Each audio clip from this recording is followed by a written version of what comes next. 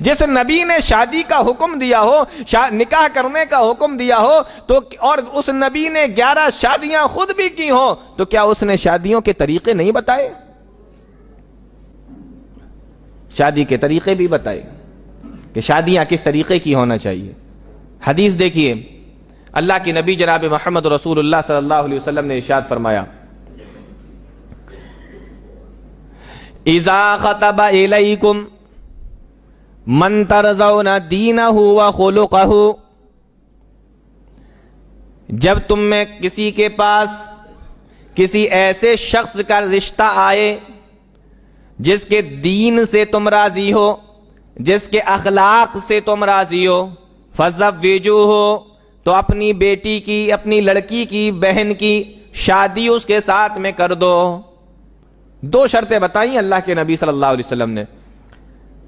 رشتہ آئے کسی لڑکے کا، 2 چیزیں دیکھ لو، دین سے دیندار ہے کہ نہیں، اور دوسری شرط اس کا اخلاق اچھا ہے کہ نہیں۔ یہ 2 چیزیں اس کی دیکھ لی جائیں۔ لیکن آج ہمارے یہاں دیکھیے لڑکی والوں کے بڑے دماغ خراب ہیں، وہ دینداری نہیں دیکھتے، وہ مال دیکھتے ہیں، مالداری دیکھتے ہیں۔ انہیں دیندار نہیں چاہیے، مالدار چاہیے۔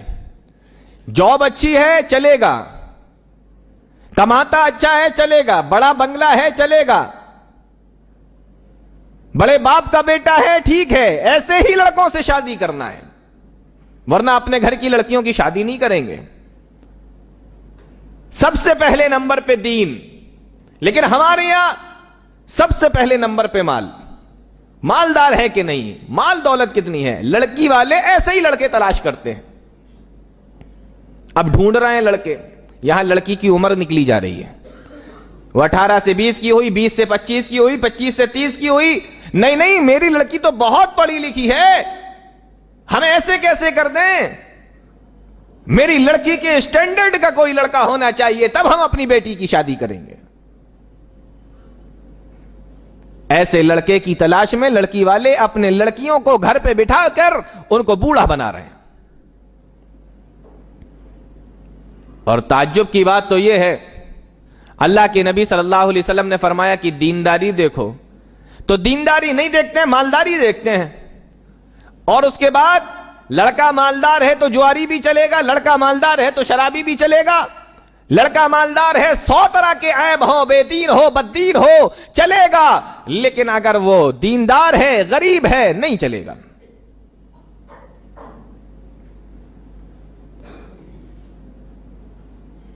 غریب نہیں چلے گا۔ آپ نے کیوں شادی نہیں کر رہے ہیں؟ لڑکا تو ٹھیک ہے ماشاءاللہ، دیندار ہے، شکل صورت کا بھی ٹھیک ہے، تھوڑا سا غریب ہی تو ہے، کیوں نہیں شادی کرتے آپ؟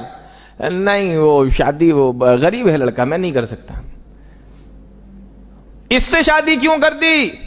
یہ تو ماں باپ کو گالیاں دیتا ہے، تو کیا گارنٹی ہے کہ آپ کی بیٹی کو نہیں پریشان کرے گا، آپ کی بیٹی کو گالیاں نہیں دے گا، آپ کی بیٹی کو نہیں مارے گا؟ یہ تو اپنے ماں باپ کو بھی نہیں چھوڑتا، یہ تو اتنا بڑا بددین ہے۔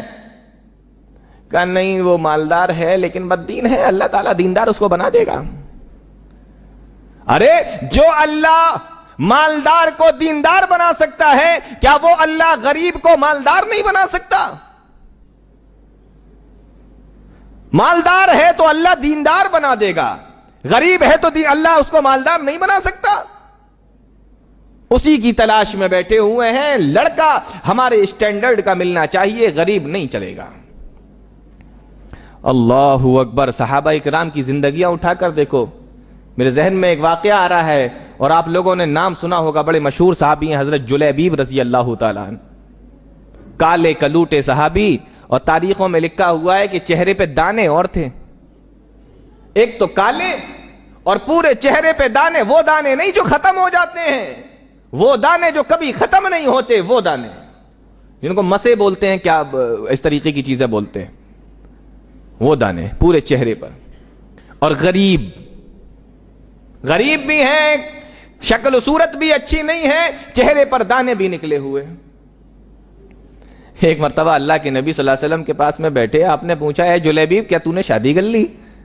فرمایا اللہ کے نبی میری شکل دیکھیے، مجھے کون اپنی بیٹی دے گا؟ شکل صورت تو دیکھو اللہ کے نبی میری، کالا کلوٹا، اوپر سے پورے چہرے پہ دانے، اور اس کے ساتھ ساتھ غریب بھی. تین چیزیں ایک ساتھ اکٹھا ہو گئی. کون مجھے اپنی بیٹی دے گا؟ اللہ کے نبی صلی اللہ علیہ وسلم نے فرمایا میں تیری شادی کروا دوں. آہا, کہا اللہ کے نبی کروا دیجئے. آپ نے فرمایا ایک کام کرو, مدینہ کے فلاں گھر میں چلے جاؤ اور جا کے اس کا دروازہ کھٹکھٹانا, بولنا مجھے اللہ کے نبی نے بھیجا ہے, تم لوگوں کو سلام کہا ہے اور کہا ہے کہ اللہ کے نبی آپ کی بیٹی کی شادی مجھ سے کرانا چاہتے ہیں. اور آپ کو معلوم ہوگا کہ اس گھرانے کا جو باپ تھا وہ کچھ دن پہلے اللہ کے نبی صلی اللہ علیہ وسلم کے پاس میں آیا تھا اور اس نے آ کے کہا تھا کہ اے اللہ کے نبی, اگر کوئی اچھا سا رشتہ ہو تو میری بیٹی کے لیے ذرا بتانا. جب اس کے گھر پہ پہنچے اور پتا چلا کہ نکاح کا معاملہ ہے میری بیٹی کا, وہ تو خوش ہو گیا. باپ سوچنے لگا کہ لگتا ہے اللہ کے نبی خود شادی کرنا چاہتے ہیں. جب جلیبیب نے بتایا کہ خود نہیں کرنا چاہتے بلکہ میرے ساتھ میں اس کی شادی کرنا چاہتے ہیں, میرے ساتھ میں اس کا نکاح کرنا چاہتے ہیں, تو کہنے لگا کہ ذرا ٹائم دو, میں اپنی گھر والی سے پوچھ لوں, میں اپنی بیوی سے پوچھ لوں. بیوی کے پاس گیا تو عورتیں تو جانتے ہی ہو تم کیسی ہوتی ہیں. گھر والی کے پاس گیا, اپنی بیوی کے پاس گیا کہ دیکھو بیٹی کا رشتہ آیا ہے, اللہ کے نبی صلی اللہ علیہ وسلم نے بھیجا ہے. بیوی خوش ہو گئی, اللہ کے نبی نے میری بیٹی کے لیے, اللہ کے نبی میرے داماد, ہم ان کے ساس سسر اور میری بیٹی ان کی بیوی. کہا اتنا خوش ہونے کی ضرورت نہیں ہے, وہ جلیبیب کھڑا ہے باہر, اس کے لیے بھیجا ہے. اب اس نے جب یہ سنا, ماں کو زیادہ پریشانی ہوتی ہے نا, میں ابھی بتاتا ہوں ان کو کتنی پریشانیاں ہوتی ہیں دیندار لڑکوں سے. جب اس نے سنا, ماں نے کہنے لگی ارے وہ کالے کلوٹے سے میں اپنی چاند جیسی بیٹی کی شادی کر دوں؟ جانتے نہیں ہو میری بیٹی مدینہ کی خوبصورت لڑکیوں کے اندر گنی جاتی ہے, خوبصورت لڑکیوں کے اندر میری بیٹی کا نام آتا ہے, میں اس کالے کلوٹے سے شادی کر دوں؟ ان دونوں کی باتوں کو بیٹی سن رہی تھی.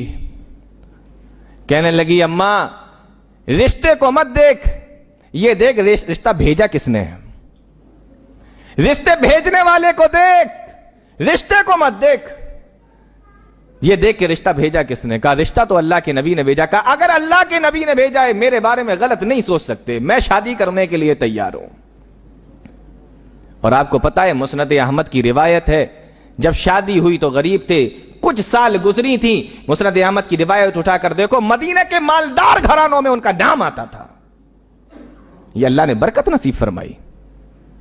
پیارے نبی کی دعا کا نتیجہ, اللہم صب الخیر صبن, اے اللہ ان کے لیے بھلائیوں کو انڈیل دے.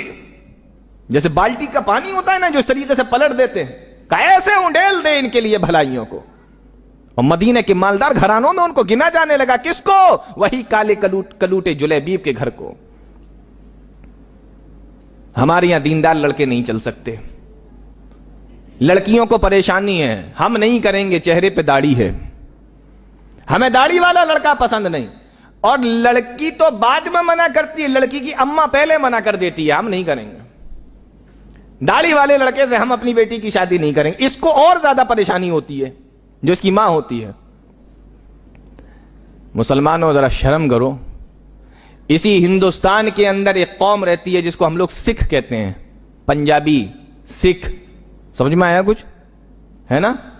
ان کے دھرم کے اندر بھی داڑھی ہے اور وہ داڑھی رکھتے بھی ہیں. بہت کم لوگ ایسے ملیں گے جو داڑھی نہیں ہو, ان کے دھرم میں داڑھی ہے, وہ لوگ داڑھی رکھتے ہیں. آج تک میں نے کبھی کوئی ایسا کیس نہیں سنا کہ کسی سکھ لڑکی نے اس وجہ سے اپنا رشتہ منع کر دیا ہو کہ لڑکے کے چہرے پہ داڑھی ہے, ہم شادی نہیں کریں گے. لیکن میں کتنے واقعات ایسے سن چکا ہوں کہ مسلمان لڑکی نے صرف اس وجہ سے رشتے کے لیے منع کر دیا کیونکہ لڑکے کے چہرے پہ داڑھی ہے. نہیں سنا ہے آپ نے؟ کتنے واقعات ایسے ہوتے رہتے ہیں. لڑکی نے منع کر دیا, لڑکی کی اماں نے منع کر دیا, ہم نہیں کریں گے, لڑکے کے چہرے پہ داڑھی ہے. ان کے دھرم میں داڑھی, انہیں کوئی پریشانی نہیں, ہمارے دھرم میں داڑھی, ہمیں پریشانی. تو دیندار نہیں چاہیے, بے نمازی چلے گا, شرابی چلے گا, جواری چلے گا, لیکن مالدار ہونا چاہیے. تو پہلی چیز کیا بتائی؟ جب تمہارے پاس میں کوئی رشتہ آئے تو اس کی دینداری کو دیکھو. اذا خطب الیکم من ترضون دینہ, اس کے دین کو دیکھو. اور دوسری چیز بیان فرمائی وخلقہ, اس کے اخلاق کو دیکھو, کردار کو دیکھو, اس کے رہن سہن, اس کے طور طریقے کو دیکھ لو.